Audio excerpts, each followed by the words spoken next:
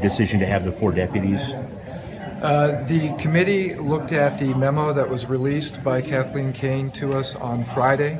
With the release of that memo, we decided that it would be important to know what the current status is of the Attorney General's office. I think in result of some of the questionings that we had here today and the information provided to us by the experts, we decided that it was important to find out. So we did issue a subpoena yesterday to them, and as a result of that, the 4 of them will be appearing. And you want to find out specifically how that office is functioning? Is that what the idea is? Yes, we want to ask them about the memo that they all signed off on October the 22nd, and I think it is helpful to know what the current status and functionality of the Attorney General's office is. After an hour-and-a-half hearing, is it all crystal clear constitutionally now for you?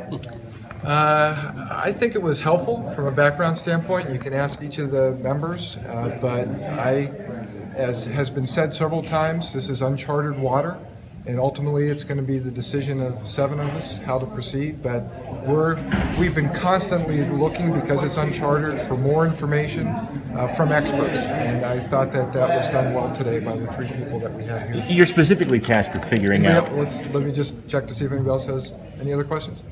You good? You're specifically tasked with trying to determine whether or not she can function as Attorney General.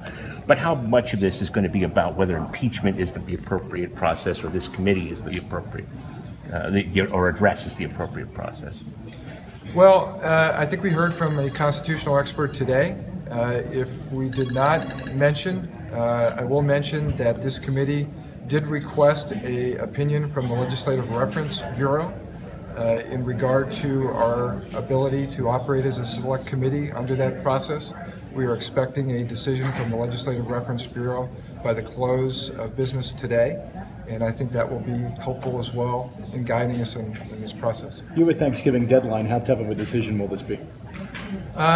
We've had a task over 30 days. I want to thank all of the members of this committee. We've had a number of meetings. We've had a number of discussions. I think we're progressing appropriately. We had the hearing last week, the one today, we'll have the one tomorrow, and then we're going to need to gather together.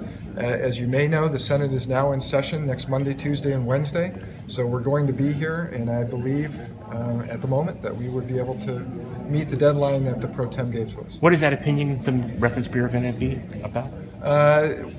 We asked them as to whether the select committee process could be authorized under the rules of the Senate and the Constitution. So that would be the address process. Yes. Senator, was there any piece of information you heard today that is particularly relevant to the work at hand?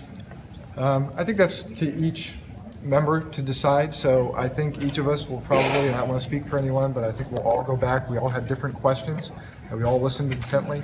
So I think we'll take the information. There is a transcript, and we'll take a look at that information and use it in our judgment process. So thank you very much, Senator.